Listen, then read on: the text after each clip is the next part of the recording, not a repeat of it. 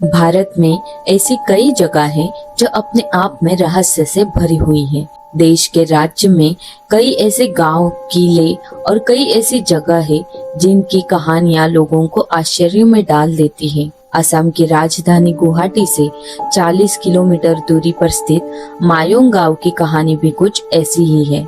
ये गांव काला जादू के लिए मशहूर है। कहते हैं यहाँ के लोग अपनी रक्षा करने के लिए काला जादू का प्रयोग करते हैं। मायोंगा गांव का इतिहास महाभारत काल से जुड़ा हुआ है।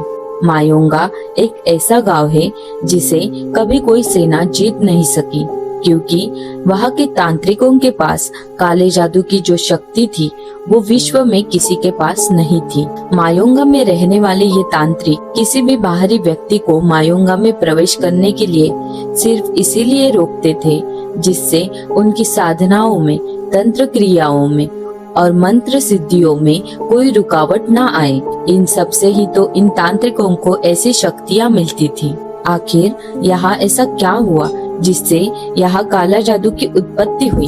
लगभग 5000 साल पहले महाभारत काल से ही मायोंगा अपने काले जादू को लेकर पहचान में आ गया था। जब भीम पुत्र घटोत्कच मायोंगा के राजा थे और मंत्र तंत्र से प्राप्त शक्तियों का उपयोग उन्होंने कुरुक्षेत्र में कौरवों को हराने के लिए किया था। घटोत्कच ने अपनी माँ से आशीर्वाद लिया। तभी उनके माँ ने कहा, हमारा ये युद्ध धर्म और अधर्म का युद्ध है। ऐसे में तुम मेरे यानी राक्षस के वंशज होकर अपना धर्म भी निभाओ और हमारे पारंपरिक तंत्र मंत्र से प्राप्त शक्तियों का उपयोग कर उन कौरवों का नामो निशान मिटा दो। मेरा आशीर्वाद और इस मायोंगा की तांत्रिक शक्तियाँ सदैव तुम्हारे साथ हैं। जाकर अपने पिताश्री की युद्ध में सहायता करो और पूरे मायोंग साम्राज्य का नाम रोशन कर दो। घटोत्कच ने आते ही युद्ध में उत्पात मचा दिया और अपने मायावी जादू की शक्ति से दुश्मन की सेना को चुटकी में मसलने लगा। चारों तरफ हाहाकार मच गया और कौरवों को ये एहसास होने लगा कि घटोत्कच की शक्तियों का सामना करना उनके लिए आसान नहीं था। दुर्योधन ने जब युद्ध में एक मायावी राक्षस को देखा तो हैरान हो गया। उसके लिए कुरुक्षेत्र के मैदान में मायावी शक्तियाँ और काले जादू का प्रभाव होने वाले उत्पात और विनाश को देखना बिल्कुल ही अनोखा और डरावना अनुभव था। दुर्योधन को जैसे ही पता चला कि मायम का राजा घटोत्कच भीम और हिडम्बा का पुत्र है, तो उसके चेहरे पर डर के भाव साफ दिखाई दे रहे थे। जैसे जैसे दिन बीत रहा था वैसे वैसे घटोत्कच कौरवों की सेना को परास्त किए जा रहा था। भीम ये देखकर प्रसन्न था। सिर्फ भीम ही नहीं, सभी पांडव प्रसन्न थे। तभी भीम ने कहा, पुत्र घटोत्कच, मार दो इस नीच दुर्योधन को। उसके बाद घटोत्कच ने अपनी माया से दुर्योधन को अपने बड़े से हाथ में लिया और मारने ही वाला था।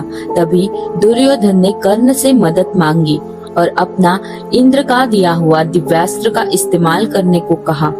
कर्ण ने कहा, वो अचूक अस्त्र है। उस दिव्यास्त्र का प्रयोग मैं केवल एक ही बार कर सकता हूँ। कहीं ऐसा ना हो कि इस मायावी के लिए दिव्यास्त्र का उपयोग करके हम बाद में पछताएंगे।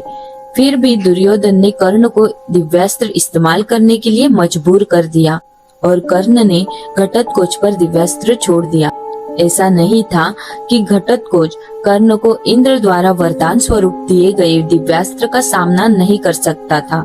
उसकी मायावी शक्तियां तो बहुत ज्यादा ताकतवर थी, मगर पांडव पुत्र होने के नाते वो इंद्र का अपमान नहीं करना चाहता था। इसलिए दिव्यास्त्र के आते ही वो नतमस्तक हो गया।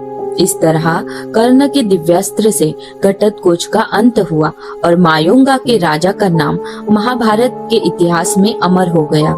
मायोंग के इतिहास में ऐसी बहुत सी कहानियां हैं जो हमें सोचने पर मजबूर कर देती हैं कि क्या वास्तव में कि मायोंगा के लोग इतना काला जादू करते हैं। अगर आपको ये वीडियो पसंद आया तो लाइक करिए, शेयर करिए और हमारे चैनल को सब्सक्राइब जरूर करिए ताकि आप हमारे नए वीडियो से जुड़े रहें। धन्यवाद।